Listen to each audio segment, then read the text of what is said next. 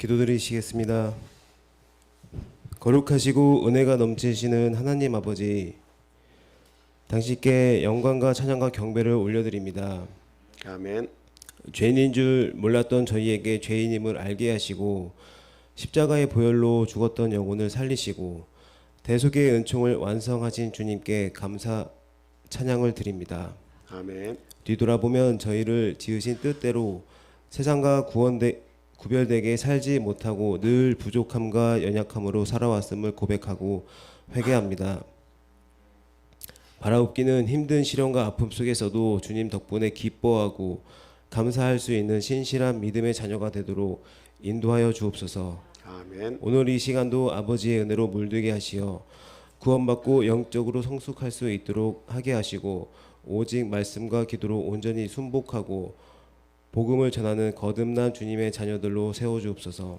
아멘. 복된 안식일 단위에 세워주신 목사님에게 영육간의 강건함으로 지켜주시고 전하시는 말씀을 통해 크고 놀라운 권세와 능력이 선포되게 하옵시고 성도들이 충만한 은혜와 감동을 체험하는 시간이 되게 하옵소서. 아멘. 묵묵히 예배를 돕는 손길들마다 기쁨과 평안으로 응답해 주시고 찬양 드릴 때 주님의 품을 활짝 열어주시고 기뻐 받아주옵소서.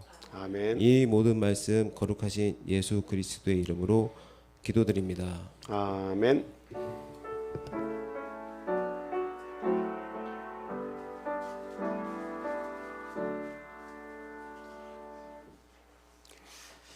성가대 찬양 읽겠습니다.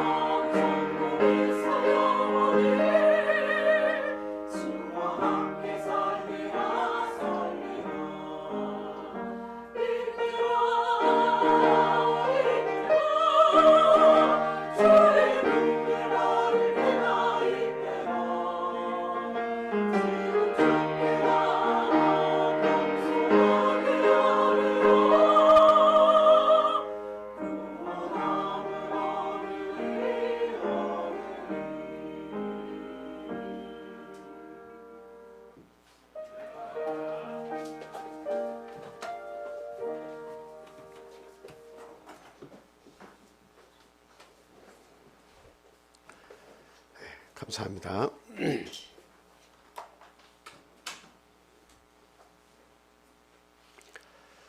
예수 그리스도 이름으로 하나님 말씀 전하겠습니다. 오늘 본문 말씀은 마태복음 13장 8절에 있는 말씀입니다. 자, 우리 함께 같이 읽겠습니다. 자, 시작.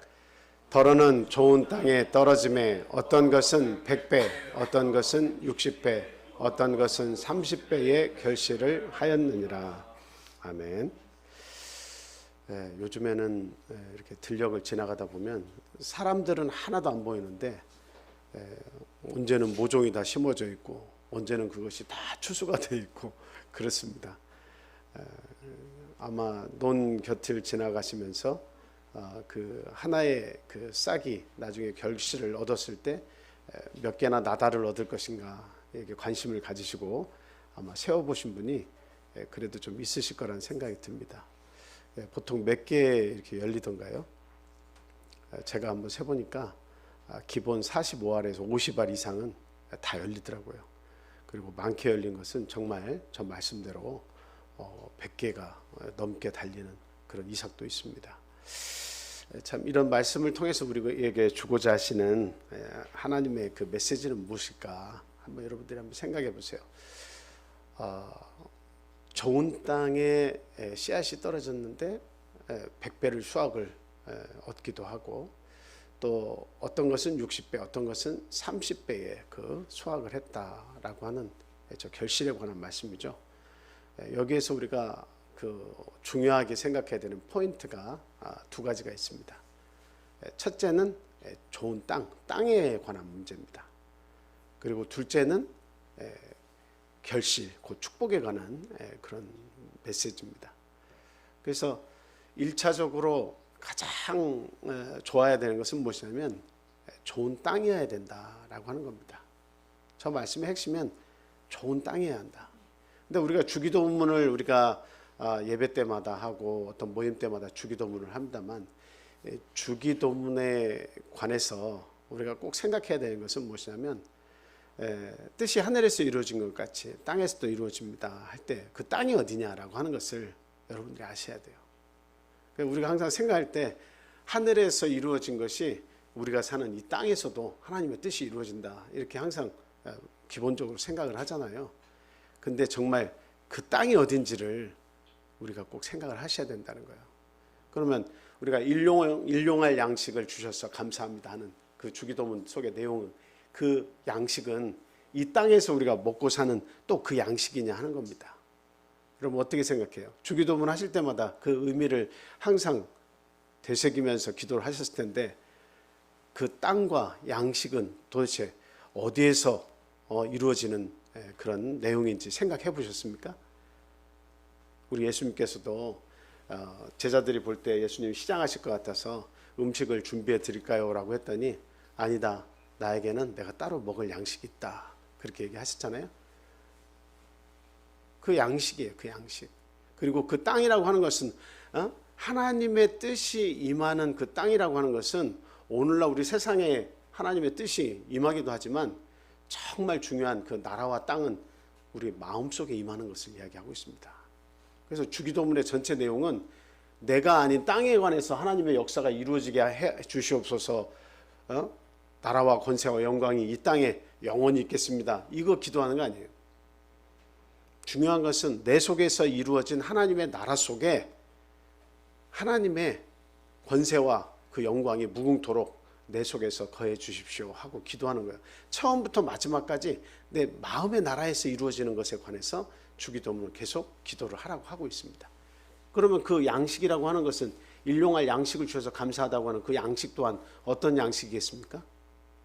그것을 우리가 먹고 사는 양식은 하나님께서 이방인들이 구하는 건 다 주신다고 했어요. 그의 나라와 그의 의를 구하라고 그렇게 이야기했잖아요. 그래서 하나님이 우리에게 주시겠다고 하는 진짜 양식은 뭐예요? 이방인들이 구하는 그 양식 주려고 그 양식 구하라고 말씀하셨겠어요? 그거 아닙니다.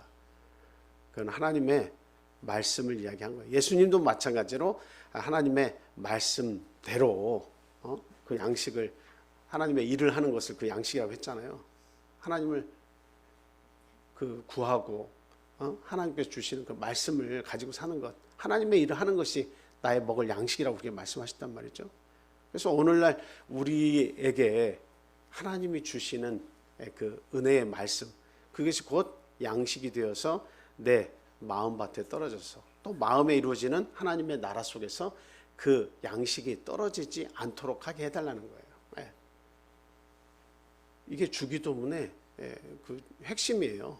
이 땅에서 이루어질 어떤 역사에 대해서 이야기한 것이 아니고 내 마음 속에서 이루어질 나라에 대해서 이야기하는 겁니다. 그렇다고 한다면 오늘 여기에 나와 있는 이 좋은 땅, 이 땅은 어디에 관한 말씀이겠습니까? 다 아시겠죠? 바로 우리 마음밭에 관한 그런 말씀입니다. 우리 마음밭에 하나님의 말씀의 씨앗이 떨어졌더니 어떤 사람은 100배의 수확을 했고 어떤 사람은 60배의 수확을 했고 어떤 사람은 30배의 수확이 되었더라라고 하는 겁니다. 그것은 축복에 관한 말씀이에요. 하나님의 말씀을 내가 어떻게 받냐에 따라서 그와 같은 축복이 100배와 같이 왕성한 축복이 있는 사람이 있는가 하면 60배의 기쁨을 가지는 사람이 있고 30배의 기쁨을 가지는 행복을 찾는 사람이 있다라고 하는 거예요. 근데 여기에서는 안 나와 있지만 이 말씀 속에는 안 나와 있지만 그 땅이 좋은 땅이 아니고 딱딱한 땅이면 어떨까요? 라고 하는 문제죠.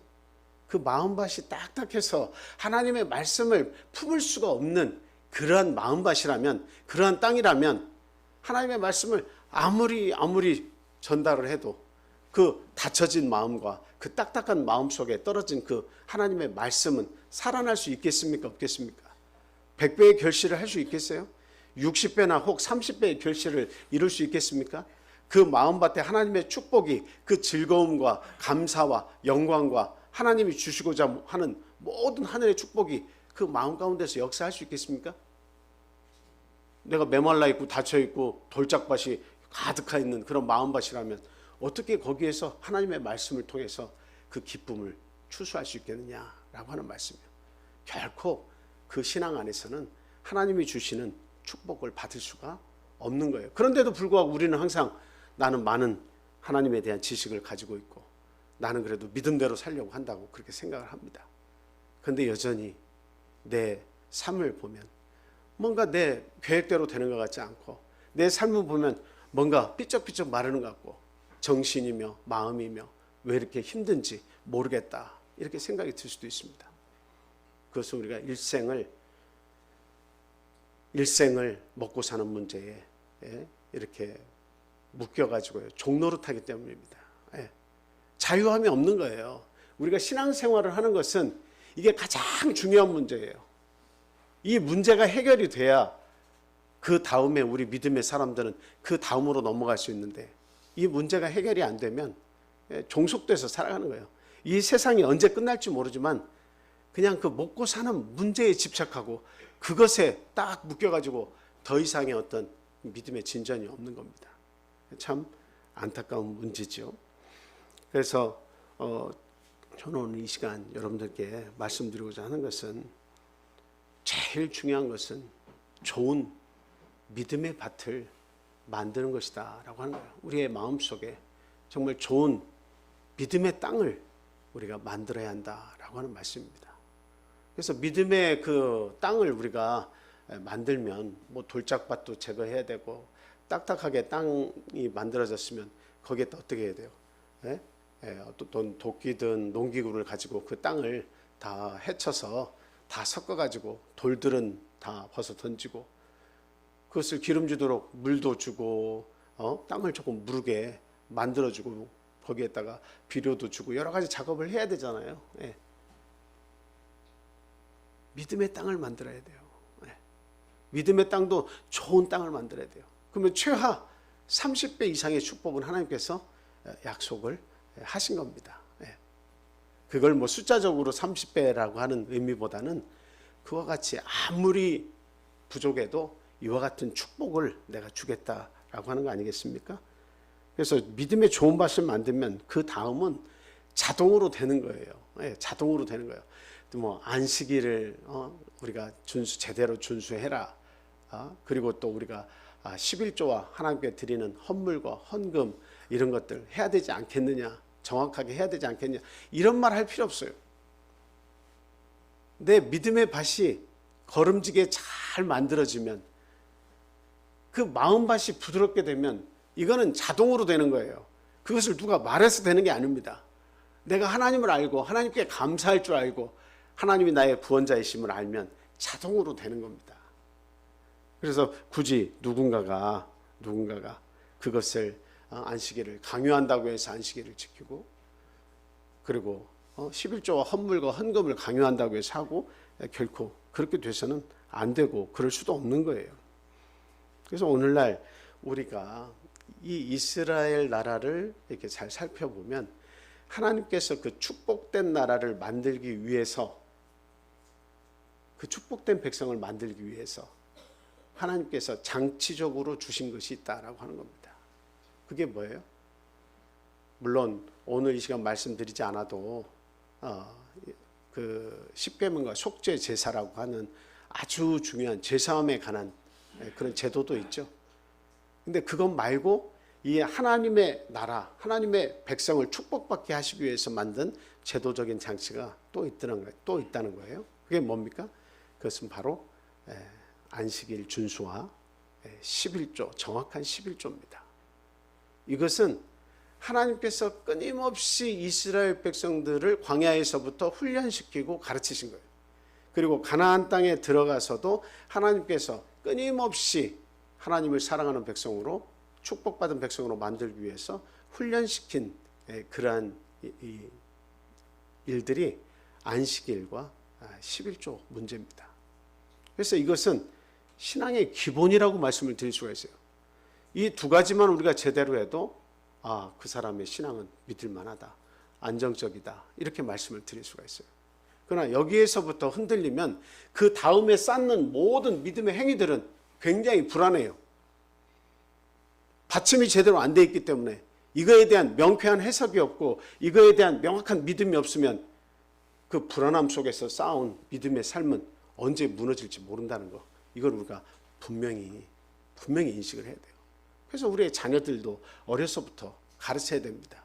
이 두 가지는 어려서부터 가르쳐야 되는 문제예요. 여기서 제사 문제를 거론하지 않고 그 죄사함에 관한 이야기를 하지 않는 것은, 이미 우리는 오늘날에는 예수 그리스도 이름으로 침례를 받았을 때 죄사함을 얻기 때문에 그 문제는 해결이 되는 거예요. 예수님의 온전하신 능력으로 해결이 되는 거예요. 그 다음에 우리가 어떤 믿음의 탑을 쌓아야 되냐, 어떤 기초석을 놔야 되냐, 이게 가장 중요한 것인데 이게 흔들려 버리면 안 되는 거예요. 그래서 안식일 준수는 우리가 또 강조하고 또 강조해도 부족함이 없다라는 것을 분명히 아셔야 돼요. 그래서 저 교회는 제대로 된 교회다, 제대로 서가고 있다라고 하는 것을, 그 척도를 뭐로 알겠어요? 그 교회가 성장하고 있는 그 성도들의 믿음의 밭이 제대로 만들어져 가고 있다고 하는 것을 어떻게 우리가 알겠습니까? 그것은 누구에게 말하지 않더라도, 외적으로 그것이 드러나지 않더라도 우리 성도들 스스로가 이 두 가지 문제에서 자유롭느냐 하는 것을 스스로 물어보면 되는 거예요. 내가 아무리 하나님에 대해 지식이 많으면 뭐합니까? 내게 깨달음이 있다고 말하면 뭐합니까? 이 두 가지가 자리를 잡지 못하고 삐그덕거리고 있으면 그게 무슨 지식의 어떤 그 능력이며, 내가 믿음 생활을 얼마만큼 제대로 하고 있는지 어떻게 그것을 알 수가 있습니까? 그래서 구약시대부터 오늘날에 이르기까지 하나님의 나라라고 하는 것은, 구약시대에는 가나안 땅에서, 팔레스타인 땅에서 이루어진 하나님의 나라, 적과 꿀이오는 그 나라를 하나님께서 만드시려고 애쓴 거지만, 오늘날에는 예수 그리스도가 이 땅에 오셔가지고 우리 마음밭에 하나님의 나라를 건설하셨다는 거예요. 우리 마음밭에 적과 꿀이 흐르고 30배, 60배, 100배의 결실을 이루게 되어 있다는 거예요. 그러기 위한 이 기초가 흔들려서는 안 되겠다라고 하는 겁니다. 정말 시간이 가면 갈수록, 내 신앙의 연조가 깊어지면 깊어질수록 이 두 가지에 대해서만큼은 이리저리 방황해서는 안 됩니다. 반드시 결단하시고 반드시 믿음의 행위를 통해서 시행을 하셔야 된다 이 말이에요. 그게 복받는 비밀입니다. 다른 거 없어요. 하나님의 말씀대로 살아가면 돼요. 먹고 사는 일에 매여서는 안 돼요. 종이 되어서는 안 돼요. 일생을 종노릇 한다고 하고 있습니다. 바울사도는. 벗어나기 힘들다는 거예요. 그만큼 힘들다는 거예요. 그래서 하나님의 나라는 어떻게 보면 이루어지기가 참 어려운 나라인가 이렇게 생각하지만 막상 하나님의 옷을 입고 하나님 뜻대로 순종하려고 살아가면 그것만큼 또 평안하고 위로를 얻고 거기에 기쁨이 없는 그런 것이 없습니다. 정말 하나님의 그 보호하심과 그것을 깨닫고 신앙생활하면 그만큼 더 힘이 되고 즐거운 사실이 없는 거예요. 바다의 많은 물고기를 누구의 것이냐 이렇게 묻는다면 우리 성도님들 답은 다 아시죠? 하나님의 것이에요. 제가 11조를 이야기할 때마다 가장 적절한 예화가 뭘까 이걸 생각을 해봤어요. 그 땅으로 옮겨가지고 농사만 짓더라도 농사 그 이야기하면 농부가 땀을 흘려서 열심히 일한 결과로 그것을 얻는다고 생각을 하는 경우가 굉장히 많아요. 그리고 특히 비즈니스맨 같은 경우는 회사에 나가서 내가 열심히 일해서 이와 같은 월급을 받으면서 내가 산다고 그렇게 말하기 쉬워요. 그런데 똑같이 돈을 벌어도 그 예화 속에서 한번 의미를 생각해 보세요. 바다에 나가서 물고기를 잡는 사람을 생각해 보면 하나님이 어떤 분이신지를 알 수 있습니다. 그 바다의 어장은 누구 거예요? 하나님의 거죠. 하나님이 풀어놓으신 모든 물고기가 바다에 살고 있습니다. 인간은 그 속에서 그물을 던져서 낚으면서 재수가 좋아서 많이 낚으면 내가 많이 벌었고 재수가 없어서 한두 마리 잡아서 그냥 빈 배로 돌아오면 재수가 없어서 내가 그거를 못 얻었다고 이렇게 생각합니다. 그래서 모든 것이 자신의 능력이에요. 모든 것이 자신의 능력이에요. 자기 하기 나름이에요. 근데 알고 보면 말라기서에서 보면 선지자가 뭐라고 얘기했습니까? 하나님의 것을 도적질하였느니라 이렇게 얘기하고 있어요. 하나님께 마땅히 드릴 것을 가지고 드리지 않는 것을 도적질했다고 이야기하고 있어요. 그래서 세상에 많은 사람들은 첫째 하나님을 알지 못하고 그 물고기의 주인이 누구인지를 알지 못하기 때문에 그냥 도적질하는 거예요. 그냥 자기의 물고기라고 생각하고 가지고 와서 먹고 살고 편안히 누리면서 성공했다고 하고 땅을 사고 집을 만들고 기뻐합니다. 그러나 하나님 보실 때는 이렇게 팔짱을 딱 끼고 보시면서 뭐라 하시겠어요? 조금만 더 지나고 보자 이렇게 하시지 않겠습니까? 왜 하나님이 풀어놓으신 것을 가지고 가면서 자기의 것이라고 얘기하냐 이 말이에요. 그래서 하나님은 그 제도 속에 하나를 나에게 주어서 이 모든 것의 주인이 나인 것을 네가 알고 나에게 감사할 줄 아는 그 믿음만 있으면 9은 네가 해라라고 하는 거예요. 9은 네가 마음대로 하라라는 거예요. 이게 진정한 하나님의 은혜예요. 만약에 오늘 우리가 누리고 사는 것에서 어느 날 갑자기 그 수입이 절반으로 줄거나 내가 직장에서 퇴출이 되거나 해서 뭔가 살기 어렵다고 한번 생각해 보세요. 그동안에 누렸던 모든 은혜는 누구에게서 왔다는 거예요? 하나님께서 온 건데 여전히 자기 스스로가 그 문제를 다 직면해서 자기가 해결해야 되는 사람은 이것도 내 능력이 부족해서 이런 것이다 라고 생각할 거 아닙니까? 답이 없는 거예요. 점점 살아가면서 답이 없는 겁니다. 하나님이 적정한 온도를 주시지 않으면 요즘 여름 되면 우리나라도 막 엄청 뜨겁죠. 보통 뜨거운 게 아니에요. 이제 선글라스를 써야 될 나라가 된 것 같아요. 예전에는 선글라스는 사치라고 저는 생각했는데 이제는 우리나라도 여름 찾아오면 선글라스를 꼭 써야겠다 이런 생각이 듭니다. 그런 나라가 되어버렸어요. 태양하고의 거리가 조금만 가까워져도 우리는 다 불타버릴 거예요. 너무나도 참 무서운 그런 세상들이 점점 다가오는 생각지 않은 일들이 다가오고 있다 그런 생각이 듭니다. 하나님이 적정한 온도와 햇빛과 바람과 모든 것을 주관하시기 때문에 그 농사 짓는 사람들도 그 먹고 사는 거예요. 30배, 60배, 100배의 결실은 하나님의 은혜예요. 하나님이 주시는 모든 은혜 속에서 그런 결과물들을 인간은 채취하면서 사는 거예요. 하나님이 그것을 하나라도 막거나 지금과 다른 식으로 하나님께서 우리에게 주신다면 우리는 한 톨의 미랄도 우리는 거둘 수 없을 것이다 라고 하는 거예요. 쌀 한 톨 얻을 수 없습니다. 이게 하나님께서 하시는 일이에요. 그래서 제가 말씀을 많이 드리잖아요. 하나님은 우리 몸에 나는 쥐가 있잖아요. 쥐 한 가지만으로도 하나님은 우리를 굴복시키실 수가 있다.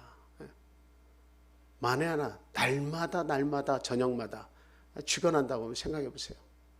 하나님께서 그 쥐 한 가지로도 그 사람의 삶을 피폐하게 만들 수가 있어요. 꽉 죄어놓을 수가 있습니다.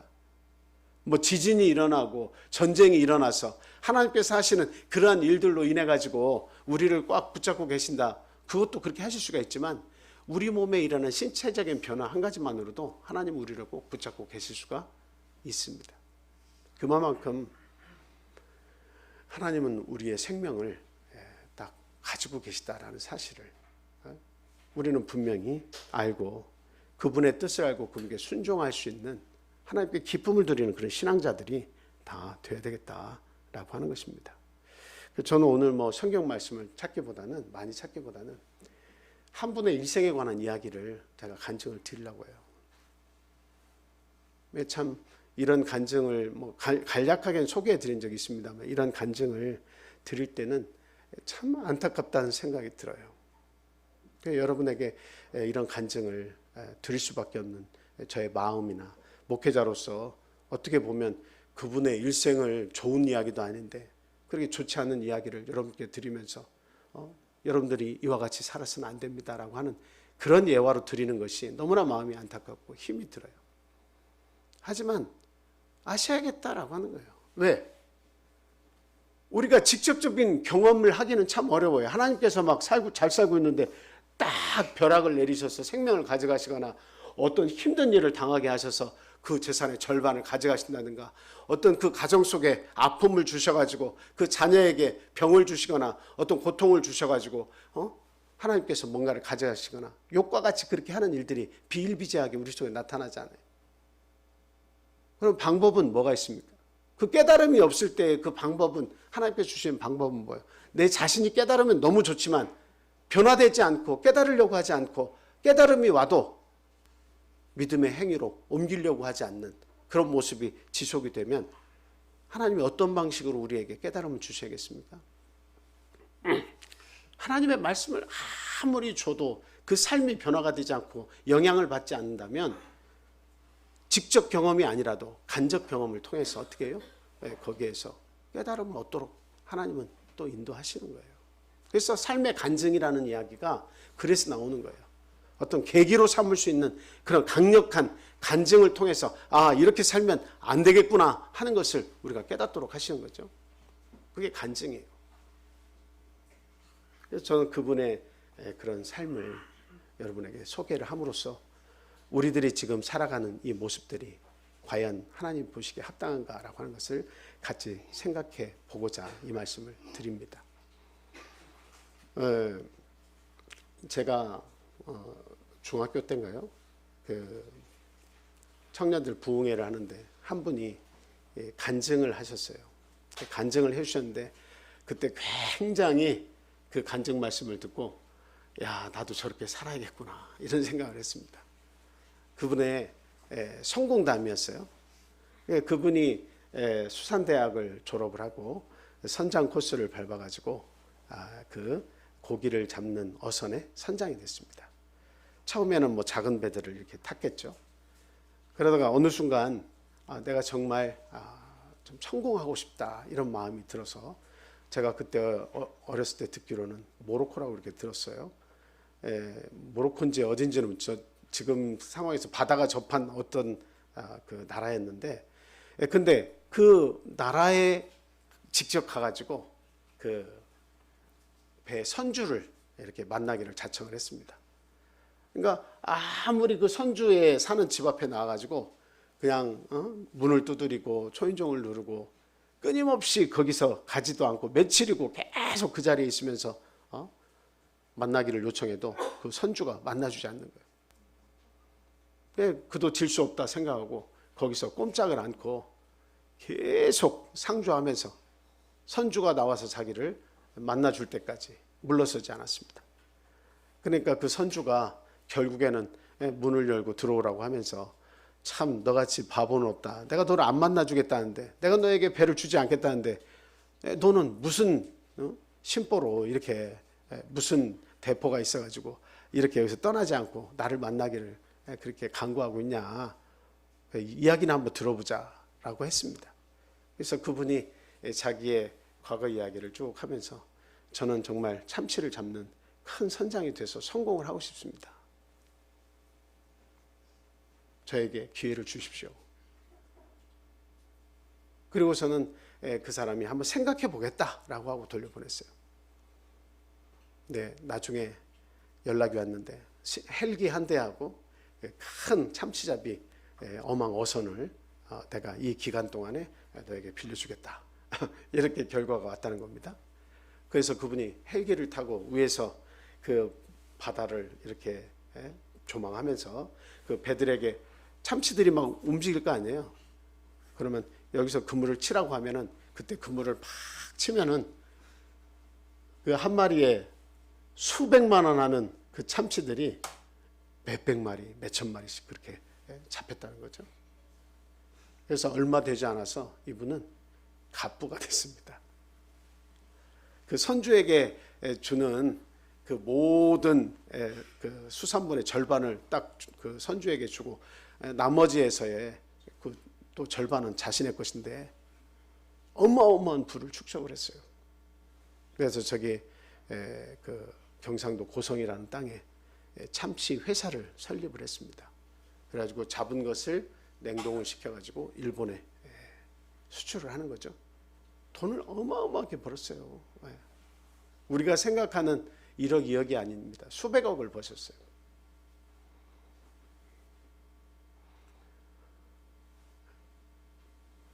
그 회사도 저도 가봤습니다만 나중에 이제 시간이 돼서 저 회사에 가봤습니다만 거기에 가보면 그 사람의 그 관, 장례식 때 사용하는 관처럼 생긴 것이 그냥 여기서부터 쫙 끝까지 높이 쌓인 관이 쫙 있어요. 그래서 보여주시던데 그 하나를 끌고 와가지고 보니까 그 참치 한 마리 큰 놈이 하나 거기 들어가 있는데 여기 아가미 쪽에 어딘가에 구멍을 머리하고 이 사이에 구멍을 크게 뚫어가지고 줄로 포승줄처럼 굵은 줄로 딱 묶어져 있어요. 이게 가지고 운반하기 좋게. 그게 한 마리씩 그 관 속에 딱딱딱 정해져 있는데 그냥 쫙 매층으로 그냥 쌓여 있어요. 제가 이거 참치 한 마리 얼마입니까 하니까 이거는 못해도 4,500 한다고 한 마리에. 근데 그걸로 꽉 차 있는 거예요. 100마리 잡으면 얼마일까? 1000마리 잡으면 얼마일까? 생각했더니 그냥 노다지를 캐는 거예요. 금을 캐는 거예요. 제가 보니까. 그리고 제가 이제 부산으로 발령을 받고 그분께서 이제 그 참치 산업에 손을 뗐다는 이야기를 이렇게 들었습니다. 그리고 이제 그 동기들, 그 친구들을 불러서 그 자기 별장으로 불러가지고 같이 식사라도 함께 해야겠다 하고 이제 그 동기들을 불렀어요. 그때 이제 제가 그 지역에 목회를 하고 있었으니까 저를 불러서 예배를 봐주십시오라고 이제 부탁을 하셔서 예배를 드렸습니다. 고민을 많이 했어요. 어떤 말씀을 드려야 그 과거에 우리 제가 중학생 때 그렇게 정말 저렇게 믿음으로 살아야겠구나 하는 그 신앙의 동기를 부여하신 분이 오늘날에까지 이렇게 신앙이 무너진 채로 살아가는 그 모습을 보면서 내가 어떤 말씀을 드려서 그분을 변화시킬 수 있을 것인가. 그래서 고민을 많이 했어요. 그래서 하나님께로 돌아와야 됩니다. 하나님 없는 모든 삶은 헛됩니다. 라고 그런 이야기를 했어요. 물론 끝나고 나서 참 감사하다라고 이렇게 얘기를 하시고 참 그렇게 살도록 노력하겠다라고 얘기는 하셨지만 그분에게 필요한 말씀을 드려야 되겠다고 고민을 하고 기분이 안 좋을 수도 있지만 이렇게 계속 살다간 그 결국이 어떤지 뻔하기 때문에 그 말씀을 드렸어요. 근데 그렇게 살도록 노력하겠다. 그리고 제적에서 내 이름을 제하지 말아달라 이 부탁을 하시더라고요. 그러면서 하시는 말씀이 언젠가 때가 되면 내가 이 교회에서 도움이 되는 삶을 살겠다. 내가 반드시 그 일을 하겠다. 항상 그분하고 이야기하면 두 가지가 따라다니는데 다음에 때가 되면 이게 첫째고 둘째는 무엇이냐면 반드시입니다. 반드시 그렇게 하겠다. 이 두 가지가 그 말씀 속에 항상 반복적으로 나오는 것이에요.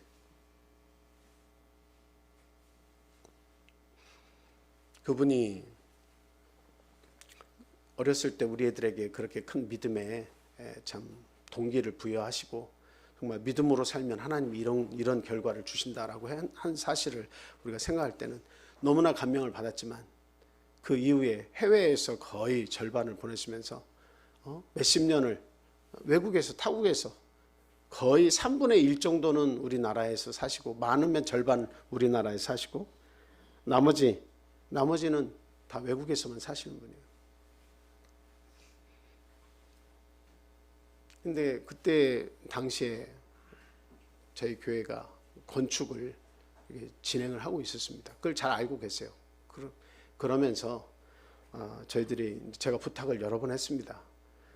교회 건축이 이렇게 진행이 되고 있는데 참 하나님의 축복을 많이 받으셨으니 참 그 말씀대로 때가 되면 저희를 도와주십시오, 이렇게 부탁을 했는데 걱정하지 말라고 말씀을 하시면서 때가 되면 내가 하겠다고 그렇게 말씀하셨어요. 그리고서 이제 그 별장에서 예배를 드리고 나서 그때 차를 마시면서 이런 이야기 저런 이야기를 쭉 했는데 그분이 하시는 이야기들의 레파토리가 나오기 시작했어요. 웨딩 사업을 하나 크게 울산에서 내가 하고 있다. 정말 직원을 몇십 명 두고 하는데 참 사업이 잘 진행돼서 너무나 감사하게 생각한다. 그리고 당신이 대전에 백화점에 그 사업에 투자를 했는데 한 200억 정도를 투자를 했다라고 얘기하시면서 거기서 아마 많은 수익이 날 걸로 예상을 한다고 그런 얘기도 조심스럽게 하시더라고요. 그리고 본인이 요즘에는 그림에 대해서 관심이 많이 있어서 그림을 사고 팔면서 거기에서 많은 수익을 올리고 있다. 그러니까 이 세상은 돈을 벌라고만 하면 얼마든지 벌 수 있다는 이야기를 하시더라고요. 널린 게 돈 버는 방법이라는 거예요. 그리고 마지막으로는 건강에 대한 이야기가 나왔는데 자신은 참 특별 체질이라고 하시면서 나는 태양인이라 세상에 참 몇 명 되지 않는 그런 태양인 속에 속하는 것 같다. 아주 건강에는 참 자신 있다. 그 모든 내용이 보니까 제가 그 말씀하시는 것을 볼 때 거기에 빠져 있는 게 있어요. 자신의 건강에 대해서 확신을 하고 있고 얼마든지 돈은 벌 수 있는 것이라고 말씀하시는 그 사업의 모든 하신 내용들, 그리고 별장도 그냥 의리의리하게 멋지게, 정말 저도 그런 데서 살고 싶다 할 정도로 멋진 기와집으로 청와대의 한 부분처럼 만들어 놓으시고 거기에 그 돌 하나하나도, 세우는 돌도 다 유적지에서 그 세울 정도의 그 좋은 것들을 갖다 놨다고 그렇게 얘기하시더라고요. 근데 제가 이야기를 계속 들어보니까 그 모든 내용 속에 하나님이 빠져 있어요. 어렸을 때는 참 존경스러운 모습을 봤는데, 좋은 믿음의 선배로 이렇게 생각했는데, 승승장구하면서 그 삶을 사시면서 그 속에 하나님이 점점 빠져나간 그 모습이 보이기 시작했어요. 그래서 당신의 지금 사업 계획을 또 이야기하셨습니다. 앞으로 어떻게 사실 것이냐. 근데 그 사업 계획을 보니까 본인이 외국에다가 그 건설회사를 하나 만들고 그 건설회사를 통해서 골프장을 건설하셨다는 거예요. 아주 세계적인 골프장을 건설하셨다는 겁니다.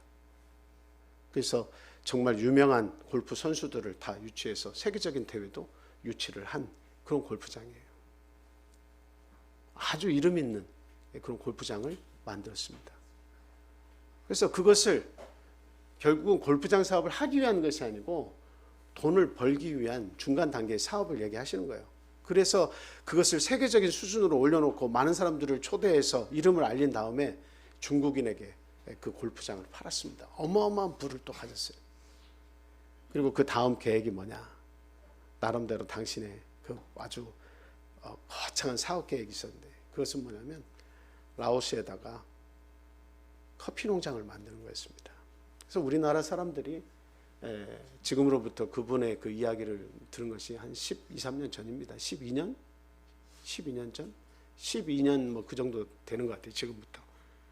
그래서 그때 그 계획은 무엇이었냐면 땅도 이미 다 사고 거기다가 커피 나무를 다 심었어요. 수십만 평 되는 땅을 계약을 하고 거기에다가 커피 농장을 다 만들었습니다. 팍세라는 곳에다가 만드신 것 같아요. 어마어마한 커피 농장을 만든 거예요. 그래서 우리 한국 사람들의 기호식품이 이거 된 지 오랜데 이것을 한국으로 수출할 때 나는 승산이 있다고 본다라고 하고 그 비즈니스를 하신 거죠. 근데 어느 날이었어요? 제가 전화를 한번 드렸습니다. 우리 교회가 거의 다 건축이 끝나가는데 참 도움을 주실 수 없냐. 지금 교회의 재정난이 상당히 참 급하고 힘들다. 교회 성도님들이 한 절반 정도 돈을 잘 버는 분들이 좋은 직장을 가지신 분들이 이렇게 너무 건축하는 이 문제에 힘들어서 지금 나가서 분리해서 예배를 드리고 있고 남은 분들은 나이 드신 분들과 지금 직장이라고 해봐야 별거 보잘것없는 그런 직장에 종사하시는 연약한 그런 성도님들 남은 분들이 절반 정도 남아있다. 좀 도와주시면 좋겠다. 제가 전화를 외국에다가 했어요. 근데 그때도 하시는 말씀이 내가 반드시 합니다. 근데 왜 이렇게 자꾸 전화를 합니까? 내가 반드시 한다고 했는데 왜 자꾸 전화를 합니까? 때가 되면 내가 하지 않겠냐고. 그러면서 좀 기분이 안 좋은 투로 이렇게 말씀하시더라고요. 그래서 제가 속으로 다시는 전화 드려서는 안 되겠구나 그런 생각을 했습니다. 성경에도 인생을 의지하지 말라고 이렇게 말씀했는데 이거는 같은 신앙인으로서 당신이 항상 이야기하신 것이고 그렇게 하겠다고 약속을 하신 부분이기 때문에 마음을 두고 그렇게 전화를 몇 번 드린 건데 그거를 귀찮아 하시면서 때가 되면 하지 않겠느냐고 그 이야기만 반복을 했어요. 전화를 뭐 한 1분도 안 돼서 끊었습니다. 그 사이에 시간이 조금 지나고 준공이 교회 건축 준공이 다 떨어지고 참 하나님의 은혜 가운데에서 그 연약한 가운데 교회가 15억 정도 들여서 다 만들어졌어요. 그때 성도님들 수가 여기 있는 성도님들 수 이거하고 비슷해요. 남아있는 분들이 나간 분들이 또 이 절반이 나갔기 때문에 하나님의 은혜로 다 진행이 되더라고요. 그래서 한 60평 정도 되는 땅에 1, 2, 3, 4층 작은 건물로 40평 정도 4층이 있었던 교회를 팔아서 그거 팔아가지고 얼마 되지 않았어요. 3억 8천 정도 만들었어요. 그리고 나서 나머지 돈은 어떻게 만들어졌는지 기억이 안 나요. 물론 대출받은 부분도 있습니다. 근데 다 이루어졌고 지금은 다 그것을 교회에서 갚아가고 거의 뭐 조금 남았어요. 제가 소식을 듣는데 그리고 나갔던 분들이 저 떠나기 전에 청년들이 다시 나와도 됩니까? 나와도 된다. 그러나 한두 사람씩 오지 말고 다 같이 와라. 그래서 결국 다 들어와서 지금 신앙생활을 다 같이 하고 있습니다. 아마 마음속으로 하나님 앞에 회개도 하고 정말 더 열심히 살겠다고 결단을 했겠죠. 그래서 대지가 530평에 340평 되는 건물과 2층짜리 1, 2층짜리 사택을 얻는 그런 놀라운 하나님의 은혜가 그 교회에 있었어요. 근데 한 날인데요. 얼마 되지 않아서 저녁에 뉴스를 보는데 그 라오스 메콩강에서 이 비행기가 추락했다는 그런 뉴스가 나왔어요. 그래서 정확한 우리 한국인이 탑승한 것은 맞는데 정확한 그 사람이 누군지는 아직까지 조사 중이다. 이렇게 뜨더라고요. 근데 그 비행기가 어디로 가는 비행기였냐면 라오스에서 팍세로 가는 비행기였어요. 그러니까 머리에 딱 떠오를 만한 사람은 오직 한 분밖에 안 계신데 근데 에이 그럴 리가 있겠어? 이렇게 생각했어요. 에이 그럴 리가 있겠어? 한국인이 뭐 한두 명이야? 이렇게 생각했어요. 근데 아침에 돼가지고 혹시나 해서 뉴스를 봤어요. 그랬더니 이름이 막 뜨는데 그분과 동일인의 이름이 거기 뜨는 거예요. 그래서 그것을 보고 이분이 맞나 안 맞나, 정말 이 형제님 맞을까 안 맞을까 이런 생각을 하는 차에 전화벨이 울려서 아침에 전화를 받았습니다. 이른 아침인데 전화를 받았어요. 자네 그거 봤나 하면서 사촌 형님께서 전화를 하셔가지고 그분의 친구분이거든. 그 친구가 세상을 떠났다네. 그 뉴스 봤지? 그래서 시신이 한국으로 돌아온 대로 이렇게 부산에서 예배를 드려주고 교회장으로 좀 잘 준비해주게, 그렇게 부탁의 이야기가 와서 얼마 되지 않아서 그분의 시신이 들어왔고, 부산 의료원에서 저희들이 교회장으로 이렇게 치러드렸습니다. 근데 그 과정, 그 장례식을 치르는 과정 속에서 계속 머릿속에 떠오르는 게 있었어요. 뭐가 떠오르냐? 그분의 말씀이 떠오르는 거예요. 나중에 반드시 하겠다는 거예요. 근데 하나님께서 그것을 못하게 막으셨구나, 그 생각이 들었어요. 왜? 나이가 들어도 나중에 반드시 그 말은 또 할 것이기 때문에. 그 신앙의 변함이 없는 이상, 그 마음밭이 옥토로 더 바뀌어지지 않는 이상, 그분의 말 속에는 하나님을 향한 그런 마음이 좀처럼 열리지 않아서 나중에 반드시예요. 그거밖에는 할 말이 없는 겁니다. 하나님께서 많이 기다려 주셨겠죠. 그러나 결국 그 약속을 지키지 못하고 세상을 떠나셨습니다. 정말 분주하게 살았던 삶이고, 어느 누구보다도 부지런한 삶을 사셨고, 어느 누구보다도 특출난 재능을 가지고 있어서 남다리 재물을 모을 줄 아는 그런 재주꾼이었어요. 무엇을 해도 실패한 적이 없다고 하는 성공 신화를 이룬, 우리 눈에 보이지 않고 남들 입에 오르내리지 않아서 그렇지 그분은 대단한 사업가였어요. 그러나 하나님이 보시기에는 똑같은 사람이에요. 작은 사람이에요. 하나님이 보시기에는 아무것도 아닐 수 있다는 겁니다. 하나님의 일에 대해서, 하나님의 사업에 대해서 부하지 못하고 무엇을 먹을까 마실까 입을까에 연연하며 산 그 삶의 결과는 무엇입니까? 그때 돌아가셨을 때의 그 나이가 제 나이하고 거의 똑같아요. 거의 56세, 50 많아요. 57, 8세 정도 됩니다.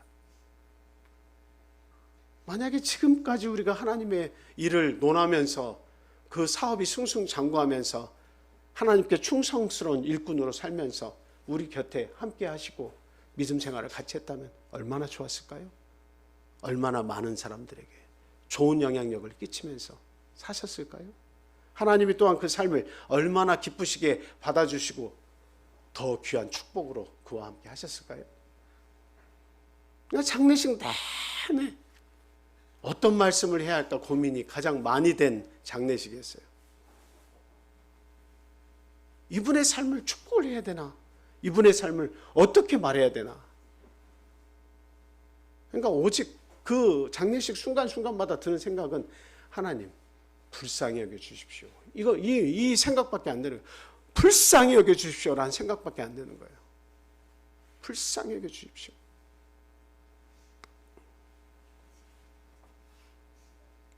저는 그분의 삶을 대략적으로 잘 알고 있어요.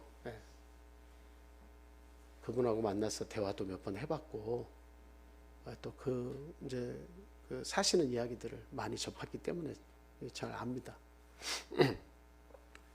중요한 것은, 제가 말씀드리고자 하는 것은, 젊으셨을 때 그 성공을 달리려고 했을 때는 믿음이 좋아서 11조도 잘하시고 안식일에 관한 준수도 잘하셨는데, 막상 성공이 오고 부귀영화가 오니까 안식일 빨빠이더라는 거예요. 제가 본 그분의 믿음이에요. 하나님이 성공을 주시고 하나님이 부귀영화를 주셨더니 하나님의 나라를 더 잘 만들려고 어느 나라에 가서든 하나님의 나라의 축복이 이런 것이라는 것을 30배, 60배, 100배의 축복을 주신다는 사실을 알리라고 하나님께서 그와 같은 큰 축복을 주셨는데, 오히려 그는 성공하고 나서 하나님의 말씀을 버린 자가 됐어요. 그냥 겉으로는 내 이름을 지우지 마세요라고 얘기했지만 한국에 들어와서도 안식일을 지키는 경우가 거의 없었어요. 11조 거의 안 하셨습니다. 제가 이런 이야기를 드린 게 마음이 아프지만 여러분들에게 이와 같은 충격이 있어야 우리들이 삶도 돌아보게 되고 과연 내 마음밭이 옥토밭인가, 하나님의 말씀에 내가 순종하면서 살아가고 있는가라고 하는 것을 생각해보고 하고자 이렇게 어려운 이야기를 제가 자세하게 드리는 겁니다. 그분은 간혹 가지고 여기 프로젝트가 없다면 프로젝트도 설치해 주시는 분이었어요. 교회에 컴퓨터가 없으니 컴퓨터 해주시면 좋겠다면 컴퓨터 해주시는 분이에요. 그 참치회도 막 많이 교회 가져다 주셔서 성도님들이 나눠 먹고 다 했습니다. 근데 제가 생각하는 그분은 그렇게 1,000만 원 헌금했네, 2,000만 원 헌금했네, 그런 하나님에 대한 헌물과 헌금을 하셨을지 모르지만 11조 정신이 없으시더라고요. 11조를 안 하세요. 그래서 저는 생각을 했어요. 과연 오늘날의 이 결과는 누가 만든 것이냐라고 하는 겁니다. 누가 만든 것이냐. 안타깝지만 그 마음속에서 하나님이 떠났다라고 하는 거예요. 하나님은 완전 지워버린 건 아니지만 신앙인이라고 하는 이름은 가지고 있었지만 안식일 준수에 대한 그런 열정이 없었고 하나님께 드리는 그 11조에 대한 정신이 올바로 서지 못해서 하나님이 주신 무수한 수확과 30배, 60배, 100배의 수확을 누렸지만 그 속에 하나님이 안 계셨다고 하는 사실이에요. 결과 하나님이 입으로 끊임없이 되뇌었던 내가 반드시 하겠다 하나님의 일을, 그리고 내가 때가 되면 반드시 하겠다는 이 약속을 하나님께서 지키지 못하게 하셨다라고 하는 거예요. 어차피 안 지켜질 약속이었기 때문에. 저는 참 그분의 그 마지막에 그 모습들을 보면서 초창기에 그 좋았던 믿음을 마지막까지 잘 간직하고 계셨더라면 하나님이 그를 얼마나 크게 사용하셨을 것인가, 그런 안타까운 마음이 계속 들었어요.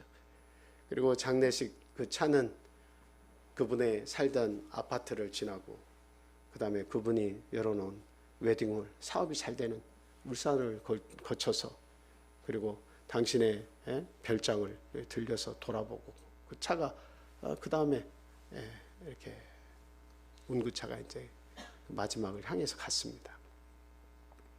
그 무슨 소용이 있느냐는 거예요. 그 무슨 소용이 있습니까? 아무리 부귀영화를 누렸어도 그게 일장춘몽과 같이 잠깐의 시간처럼 지나가 버릴 것을, 그거를 미리 알았더라면 그렇게 살지는 않았을 거예요. 그죠? 내 인생이 56세나 58세에 마칠 것이다 라고 알고 있었다면 절대로 그렇게 살지 않았을 거예요. 근데 오늘날 우리는 그냥 막연히 오래 살 것이라고 생각하는 거예요. 내 건강이 막연히 100세, 120세, 혹 150세까지 살 수 있다고 생각하는 거예요. 그렇기 때문에 그 시기가 오기 전에, 불안한 시기가 오기 전까지는 결단코 내 마음밭이 하나님을 완전히 향하지 않더라도 이렇게 적당한 선에서 믿음 생활을 해도 상관없다고 생각을 하는 거예요. 보이기 위한 신앙, 그리고 나의 만족을 위한 신앙, 이 정도 선에서만 해도 된다고 생각을 하는 거예요. 거기에 하나님이 살아계시고 하나님은 좋으신 분이기도 하지만 하나님은 내 생명을 취하실 수도 있는 무서운 분임을 우리가 때로는 생각을 해야 되는데, 하나님을 경외한다기 말은 하지만 여전히 우리는 이 세상에 종노릇하면서 사는 거예요. 결단을 하지 않습니다. 새롭게 어떻게 믿음 생활을 해야겠다 결단을 하지 않아요. 말씀은 많이 듣지만 결단을 하지 않아요. 새로워지지 않는 거예요. 그냥 이대로 가도 된다고 생각하는 거예요.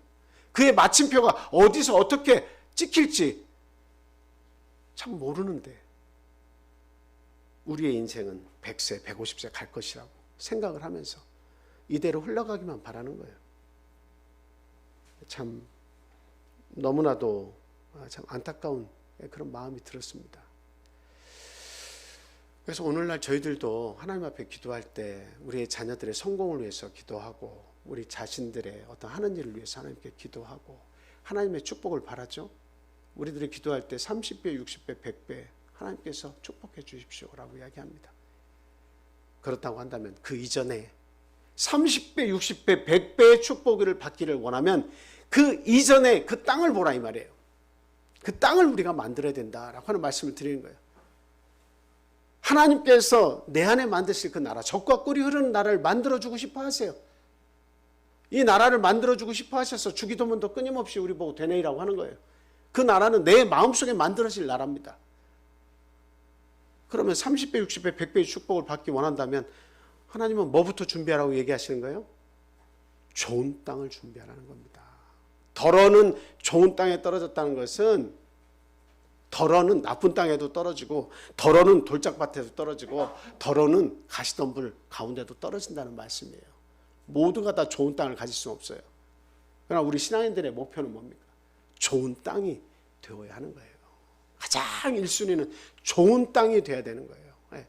처음부터 믿음이 막 있어서 좋은 땅이 만들어지진 않지만 그러나 말씀에 집중해서 한 번씩 내 마음을 올리는 하나님의 말씀을 다른 사람에게 하는 이야기가 아니고 나에게 하나님께서 주시는 격정적인 말씀이라고 나를 염려해서 해주시는 말씀이라고 한번 들어보자 이 말이에요. 나의 미래를 위해서 주시는 말씀이고 나에게 복 주시고자 하는 말씀이니까 한번 그 말씀에 우리가 귀를 기울여 보자. 기울일 때마다 돌짝밭이 제거가 돼야 되는 거예요.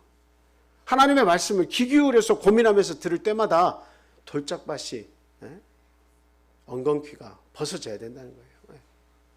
그래서 내 마음밭이 하나님이 어떤 말씀을 하셔도 아멘, 아멘 하고 받을 정도가 되면 그 다음엔 다른 게 필요가 없어요.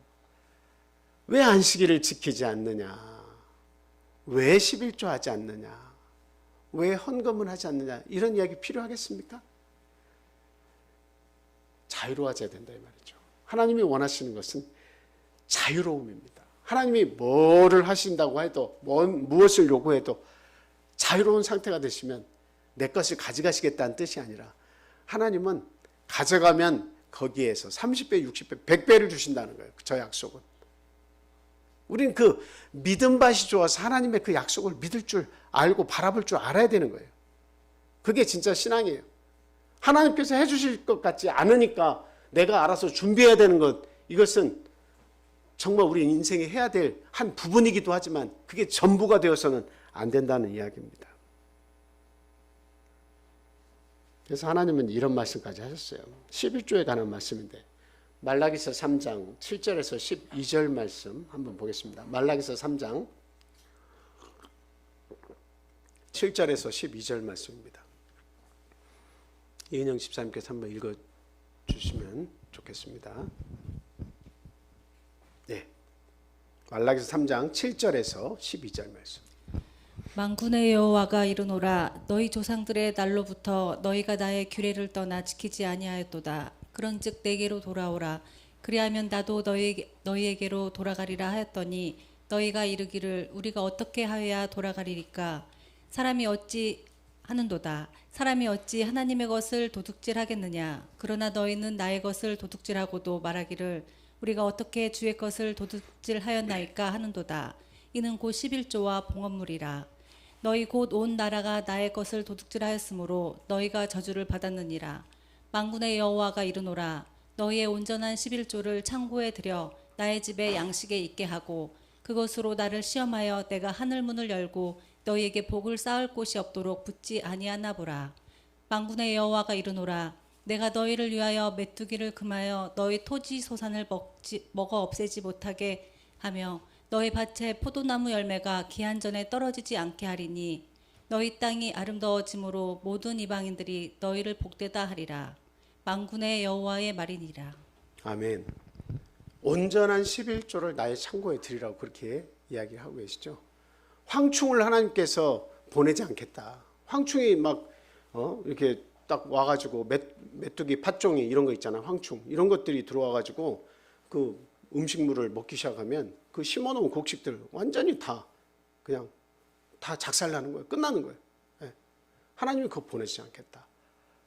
포도나무에 포도 이게 매달려 있는 것이 여러분들을 볼 때는 그 당연한 이치로 이렇게 생각을 하는데 하나님께서 그 떨어뜨리기 시작하면 그냥 힘없이 맥없이 막 다 떨어져요. 여러분 감나무들도 보면 감나무가 처음에는 막 와 이거 오늘 수확이 많겠다 할 정도로 막 무수한 감이 달렸는데 나중에 가봤더니 어때요? 막 우수수 막 다 떨어져 있죠. 익지도 않은 조그만 감들이 막 다 땅에 떨어져 있죠. 그의 수확은 별 볼 일 없습니다. 하나님께서 하시는 일이에요. 여러분들의 건강도 하나님께서 하시는 일이에요. 여러분들의 생명도 하나님께서 지켜주시는 거예요. 그 은혜를 잊지 말아야 됩니다. 오늘날 우리가 이 가정을 이루고 이렇게 화평하게 누리고 사는 모든 것이 보이지 않는 가운데 살아서 움직이고 계시는 우리 하나님의 은혜 덕분이다 라고 한 사실 우리는 결단코 잊어서는 안 됩니다. 하나님께서 요구하시는 것이 내가 너에게 30배, 60배, 100배의 수확을 줘서 90%를 나에게 달라 하시는 거 아니잖아요. 90을 누리라 하는 거예요. 그 90을 준 하나님을 기억하라는 거예요. 기억하는 방법을 이야기하는 거예요. 내가 너와 함께하고 있다는 사실을 너 인식하고 있느냐라고 하는 거예요. 근데 그게 뭐 대수야 라고 생각하고 우리가 신앙생활을 하면 하나님은 도적질했다고 말씀하시는 겁니다. 그렇게 되면 어떤 일이 벌어지냐. 저기에서는 나라가 저주를 입고 나라에서의 소산이 없어지지만 그러나 오늘날 그 나라가 우리 마음속으로 옮겨졌기 때문에 우리 마음속에 옮겨진 이 나라에 평지풍파가 일어나는 거예요. 마음속에 많은 분란과 여러 가지 고민과 여러 가지 생각지 않았던 많은 일들이 내 마음속에서 막 일어나는 거예요. 하나님을 섬기면 기뻐하고 즐거워하고 행복해야 되는데 하나님을 섬기는 시간이 지나갈수록 어두운 생각들과 잘못된 어떤 잘못되면 어쩌나 하는 이 생각과 불안한 마음과 가족들에 대한 염려와 이런 것들로 가득해가지고 그 밝음과 믿음에 관한 결실들이 없는 거예요. 30배, 60배, 100배는 하나님께서 꼭 먹고 사는 일을 잘 살게 해준다 그 뜻이 아니에요. 그거는 구약시대 그렇게 표현이 된 거예요. 지금 전 구약시대 마지막 부분이에요. 그러나 신약시대에는 어때요? 내 마음밭에 하나님이 어떤 영향력을 행사하시냐는 겁니다. 감사와 기쁨과 하나님의 크시고 충만하신 은혜가 함께 하시는 거예요. 나의 미래가 불확실하지 않은 거예요. 하나님을 믿고 달려가니까 어떤 확신 속에서 사는 거죠. 내 구원은 흔들리지 않는다는 겁니다. 그래서 저는 감히 여러분들에게 말씀드립니다. 말라기 선지자가 얘기했던 것처럼 다른 거 시험해보라고는 안 했지만 11조를 통해서 나를 시험하라 하신 그 말씀, 흔들어서 넘치도록 부어주지 아니하는가, 하늘의 복을 그렇게 주지 아니하는가, 시험해보라고까지 말씀하신 거예요. 하나님은 당신의 나라가 우리 각 개개인의 마음속에서 이루어지기를 바랍니다. 우리의 마음이 옥토로 다 변해서 하나님의 말씀에 순종할 수 있는 사람들로 다 변화되기를 바라는 거예요. 그게 하나님이 원하시는 나라예요. 그리고 우리가 지키는 이 안식일 준수를 통해서 하나님의 나라가 더 견고히 서기를 바라고 계시는 겁니다. 그냥 시간이 아까워서 안식일에 왔다가 가는 그 신앙이 아니라 축제와 같은 안식일을 보내고 하나님과 더불어서 축복을 받고 가라는 거예요. 그 축복은 뭐 사업이 잘 되고 뭐하고 이런 게 아니에요. 그 축복은, 이 신약시대의 축복은 먹고 사는 문제의 나라가 아니라 내 마음의 나라의 축복이에요. 30배, 60배, 100배는 성도들과의 만남과 교회에서 하나님의 말씀을 들었을 때 꿀송이보다 더단 말씀으로 하나님의 말씀이 다가오고 내 인생이 변화가 되고 내 인격이 변화가 되고 하나님이 어떠한 말씀하셔도 아멘 할 수 있는 위치로 내가 나아가는 거예요. 그게 하나님이 주시는 축복이에요. 절대 구원이 흔들리지 않아요, 이런 분들은. 그래서 오늘날 우리가 그냥 아멘 아멘 할 것이 아니라 이 두 가지 기초되는 이 믿음에 대해서 안식일과 그 다음에 11조와 하나님께 드리는 헌물과 헌금에 관한 이 정신을 오늘 우리가 분명히 되돌아보시고 새로운 마음을 주시라고 기도하고 결단을 해야겠다. 이걸 뭐 피일차일 다음에라고 반드시 하겠다고 하고 이런 것은 하나님 앞에서 필요치 않은 이야기다라고 하는 겁니다. 이것은 당장에 결단을 해야만 할 수 있는 일이다라고 하는 것을 말씀을 드립니다. 안식일에 관한 말씀 한 구절만 더 읽고 기도하겠습니다. 이사야서 56장 1절에서 7절 말씀입니다. 이사야서 56장 1절에서 7절. 이사야서 56장 1절에 7절 한 번 더 읽어주세요. 여호와께서 이와 같이 말씀하시기를 너희는 정의를 지키며 의를 행하라. 이는 나의 구원이 가까이 왔고 나의 공의가 나타날 것임이라 하셨도다. 안식일을 지켜 더럽히지 아니하며 그의 손을 금하여 모든 악을 행하지 아니하여야 하나니 이와 같이 하는 사람 이와 같이 굳게 잡는 사람은 복이 있느니라. 여호와께 연합한 이방인은 말하기를 여호와께서 나를 그의 백성 중에서 반드시 갈라내시리라 하지 말며 고자도 말하기를 나는 마른 나무라 하지 말라. 여호와께서 이와 같이 말씀하시기를 나의 안식일을 지키며 내가 기뻐하는 일을 선택하며 나의 언약을 굳게 잡는 고자들에게는 내가 내 집에서 내 성 안에서 아들이나 딸보다 나은 기념물과 이름을 그들에게 주며 영원한 이름을 주어 끊어지지 아니하게 할 것이며 또 여호와와 연합하여 그를 섬기며 여호와의 이름을 사랑하며 그의 종이 되며 안식일을 지켜 더럽히지 아니하며 나의 언약을 굳게 지키는 이방인마다 내가 곧 그들을 나의 성산으로 인도하여 기도하는 내 집에서 그들을 기쁘게 할 것이며 그들의 번제와 희생을 나의 제단에서 기꺼이 받게 되리니 이는 내 집은 만민이 기도하는 집이라 일컬음이 될 것임이라. 아멘.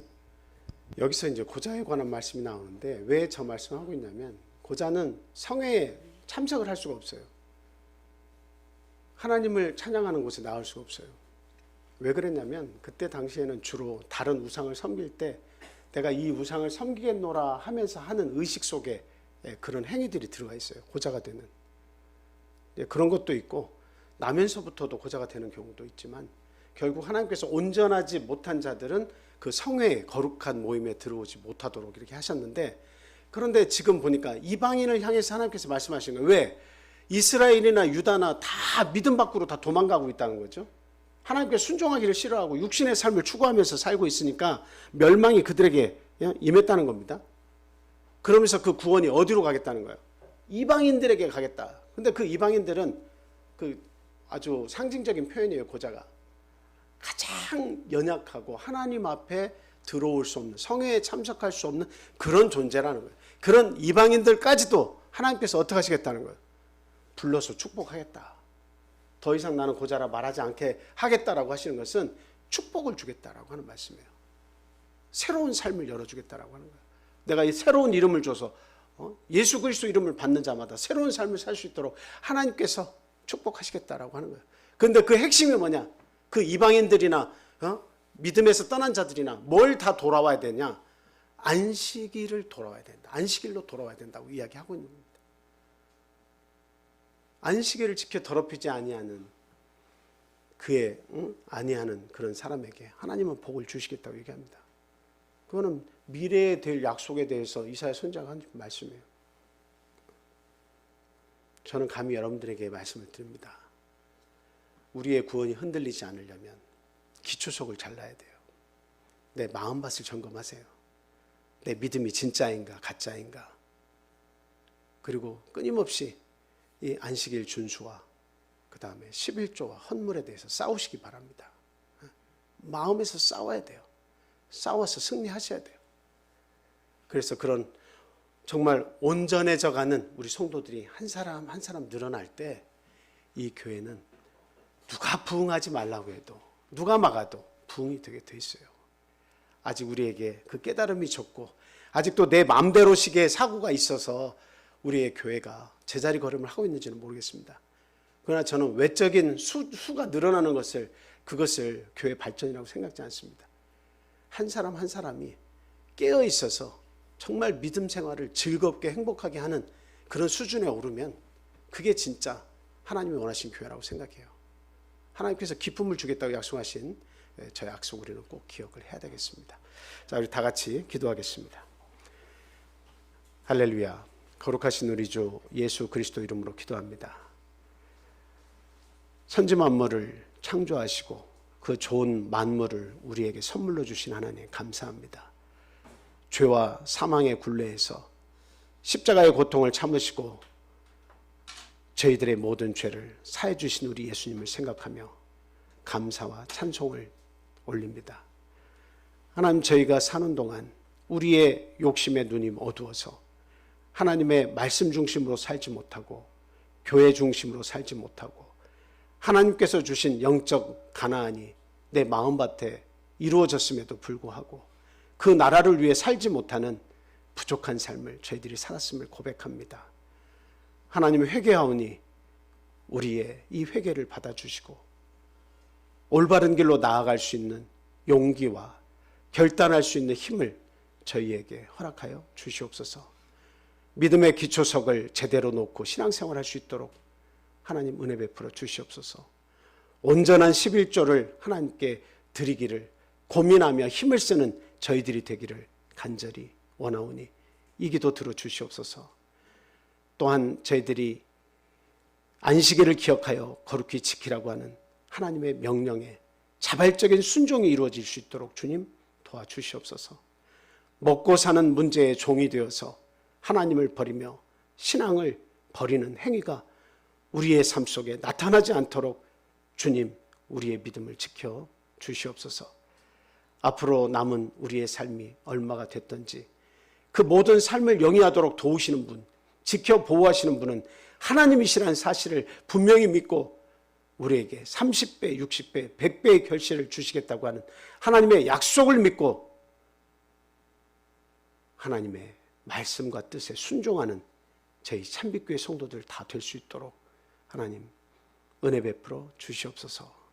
이곳에 함께하지 못한 우리 사랑하는 육의 가족, 영의 가족 어디 있든지 동일한 은혜로 이 안식일마다 그들과도 함께해 주시고 그 영혼이 하나님 앞에 구원받을 수 있는 기회들을 하나님 앞으로 많이 만들어 주셔서 하나님의 놀라우신 축복 가운데 거할 수 있도록 하나님 인도해 주시옵소서.